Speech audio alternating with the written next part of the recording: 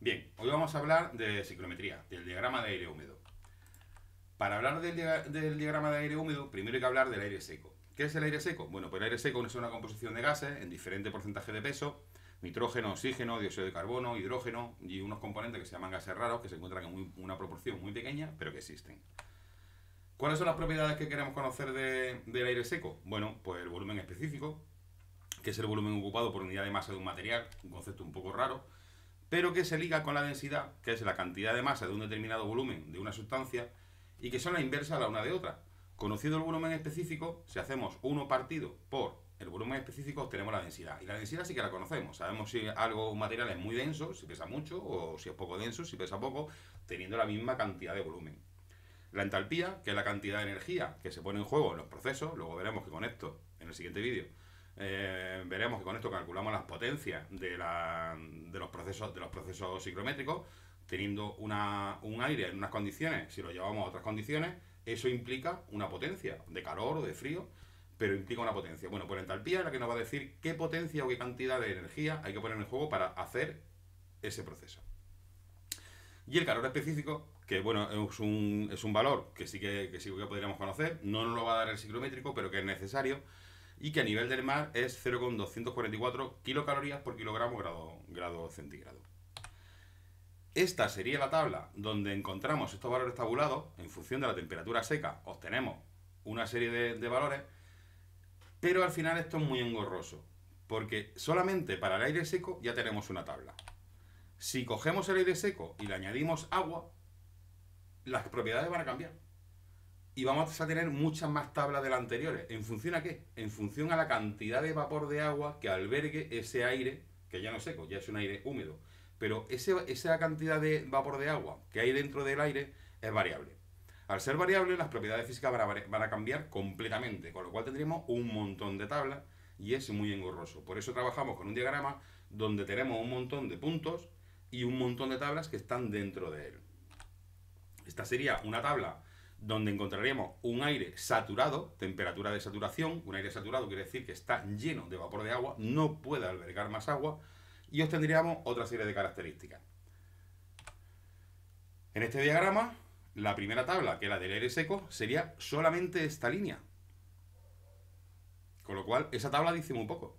Pero es que la segunda tabla me da la del aire saturado, que sería esta otra línea, luego la veremos. ¿Y qué pasa en medio? En medio hay un montón de estados donde realmente lo que fluctúa no es el aire seco, sino la cantidad de vapor de agua que alberga. Bien, para ver la familia de curvas, todas estas líneas, de curvas o rectas que tiene el diagrama, vamos a ir primero por las que más conocemos. La temperatura de bulbo seco, que es la temperatura normal, la temperatura que siempre de la que hablamos normalmente, la humedad relativa. Pero lo primero que tenemos que ver es, como en todo diagrama, cuando trabajamos en 2D, podemos definir un punto por dos variables.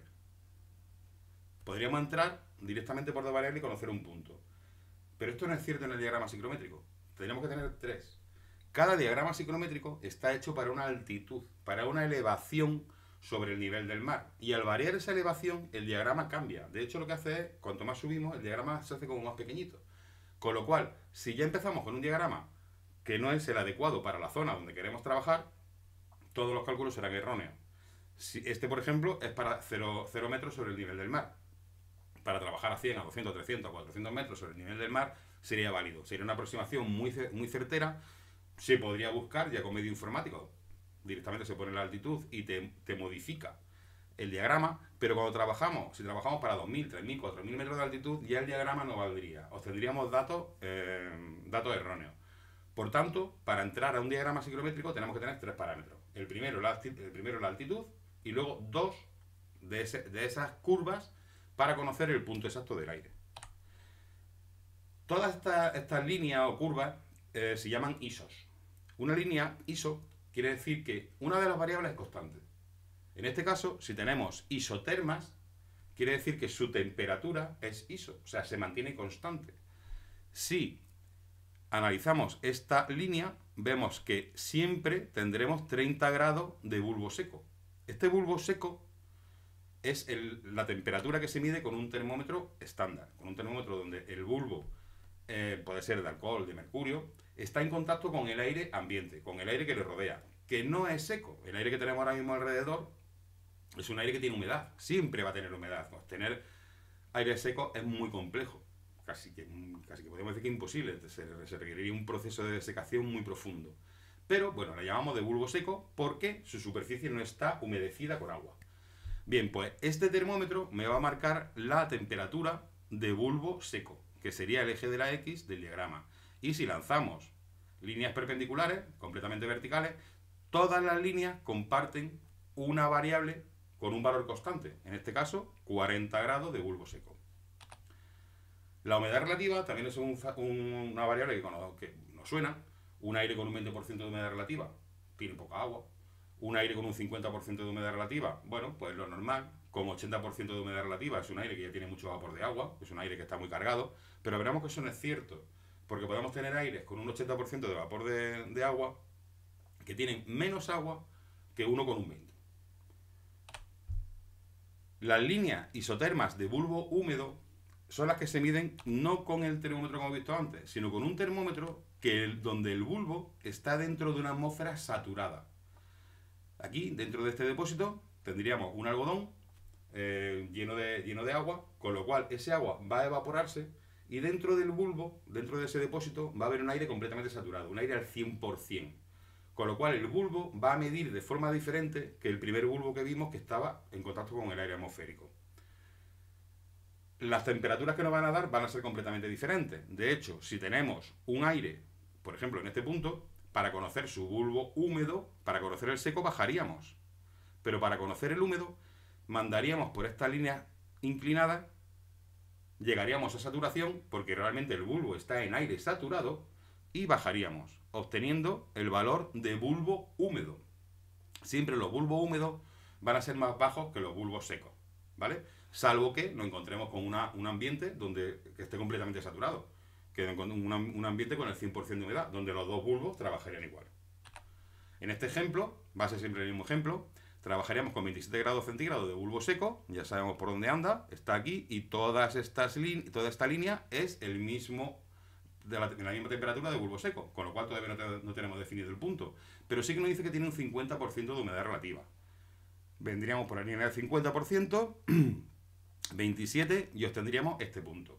Para sacar su bulbo húmedo, lanzaríamos por esa línea inclinada, llegaríamos a saturación y bajaríamos a bulbo seco, obteniendo un valor de 19,5 de bulbo húmedo. ¿Vale? Ya conocemos el bulbo seco, el bulbo húmedo y la humedad relativa. ¿Cuál sería la temperatura de rocío? Bien, la temperatura de rocío es la temperatura a la cual un aire hay que enfriarlo para que se sature, para que al final de un 50% de humedad relativa o de un 80% pase a ser un aire con un 100% de humedad relativa. Si tomamos el mismo aire de antes, un 2750, veremos que la temperatura de rocío sería lanzando una horizontal hacia la línea de rocío, que nos dará un valor de 15,7 grados de bulbo seco. Eso quiere decir que ese aire inicial a 2750 tiene un 50% de humedad relativa. Si lo vamos enfriando, pasaría del 50, pasaría al 60, al 70, al 80, al 90 y al 100%. Si bajamos su temperatura de 27 a 15,7, ese aire pasa de tener un 50% de humedad relativa a tener un 100%. Pero el aire no ha cambiado, simplemente se ha enfriado. Al enfriarse, el aire disminuye y le cabe menos aire. Porque que tenga un 50% de humedad relativa a este aire quiere decir que está a la mitad de su carga. Podríamos meterle más agua hasta llegar al 100%. Si tenemos un aire al 20%, quiere decir que solo está lleno al 20%. Si tenemos un aire al 80%, quiere decir que está muy cargado. Tiene el 80% del agua que le cabe. En un 50% sería la mitad. Y para llegar a la saturación, para hacer que ese aire, al disminuir, se sature, hay que enfriarlo. Y para saber qué temperatura es esa a la que hay que enfriar, lo que tenemos que hacer es mandar esta horizontal hacia la línea de saturación. Bien, sabemos ya cómo de cargado está el aire, esa humedad relativa, ese porcentaje. Pero realmente, ¿cuánta agua tiene un aire? Bien, pues eso nos lo dicen las líneas de humedad específica, que también son ISO. Son líneas donde toda la humedad específica es constante y se mide en el eje del aire. Si os fijáis, aquí se habla de humedad específica o absoluta en gramos de agua por kilogramo de aire seco. Y toda esta línea comparte el mismo valor, en este caso 15. ¿Va? Para el caso de 2750, la humedad específica sería, tomamos este punto, mandamos la horizontal y nos dice que tiene 11,5 gramos de agua. Como hemos dicho antes, este aire con un 50% de humedad relativa está a la mitad de carga. Puede albergar otro 50%, es un vaso medio lleno o medio vacío. Con lo cual, podríamos hacer, añadiendo agua en forma de vapor, podríamos llegar a que en vez de 11,5 pudiera albergar 23 gramos de agua por kilogramo de aire seco. Al añadir agua, se mantiene la temperatura constante, no es un ciclo real, pero a nivel didáctico funciona. Podríamos ir subiendo y pasaríamos a un 60, a un 70, a un 80, a un 90 y a un 100%. Llegaríamos a saturación a base de añadir vapor sin variar su temperatura. Y este punto tiene esos 23 gramos de agua por kilogramo de aire seco, que es justo el doble de lo que hemos encontrado agua para antes para un 2750. Las isoentálpicas. Estas son las líneas que hemos comentado que nos dicen, que nos hablan de la energía que tiene esa masa de aire. Y que su variación nos va a dar la energía que hace falta para pasar de un punto a otro y en función de eso la potencia. Teniendo un punto cualquiera, 2750, lo ubicaríamos y lanzaríamos por la misma línea o por una línea muy similar, depende del diagrama, os podéis encontrar con que hay dos líneas o se asimilan una con la otra, normalmente que sean dos, pero van casi paralelas, no son paralelas, pero casi, por la de bulbo húmedo, que en este caso sería la isoentálpica, en este caso sería la isoentálpica, y nos encontraríamos con un valor que sería kilojulios por kilogramo de aire seco. Esa sería la energía interna. Las isocoras, que nos va a decir, si hacemos la inversa, nos va a dar la densidad del aire. ¿Por qué es importante la densidad del aire? Porque si os fijáis, hay valores, por ejemplo, gramo de agua por kilogramo de aire seco. Kilojulios por kilogramo de aire seco. Con lo cual, es importante conocer la densidad del aire. De esta forma, conociendo en este punto, podríamos conocer, para este valor, podríamos conocer que para 2750 el volumen específico sería de 0,8666 metros cúbicos por kilogramo. ¿Cómo lo obtenemos? Pues aquí este punto está entre dos isocoras, esta y esta. Lo que hacemos es una regla de 3. Vemos a qué distancia se encuentra este punto de esta isocora y a qué distancia se encuentra este punto de esta isocora. Y conociendo este valor y este valor, hacemos una regla de 3 y obtenemos ese valor 0,866 metros cúbicos kilogramo. ¿Vale? ¿Por qué es importante ahora esto? Porque al hacer la inversa obtenemos la densidad. 1,168 kilogramos por metro cúbico. Con este valor ya podemos decir que un metro cúbico de aire pesa 1,168 kilogramos. Pesa muy poco. Un metro cúbico de agua pesa 1000 kilos. Con lo cual el aire tiene muy poca masa. Bien. Vamos a ver un par de ejemplos. En este punto sería, hay que determinar todas las características de un aire con 45 grados centígrados de bulbo seco y un 30% de humedad relativa. Si queréis cortar el vídeo, hacéis el ejercicio y lo vemos. Bien. ¿Cuáles serían esas características? Bien, el bulbo seco lo conocíamos, 45 grados de bulbo seco. Hay que poner siempre el apellido. Temperatura de bulbo húmedo, 28,7. ¿Cómo? Pues lanzando por la del bulbo húmedo y bajando a bulbo seco, obtenemos ese 28,7. El punto de rocío, pues lo enfriamos hasta la saturación. Vamos enfriando y bajamos hasta ese valor de 23,4. La humedad relativa ya la conocíamos. La humedad absoluta, otra horizontal hacia el eje de la Y. La entalpía, por esa línea isoentálpica, 92,2 kilojulios kilogramo de aire seco. Y la densidad en función del volumen específico, que lo calcularíamos apoyándonos en estas dos líneas, en esta isocora y en esta isocora. Y su densidad, 1,098 kilogramos metro cúbico.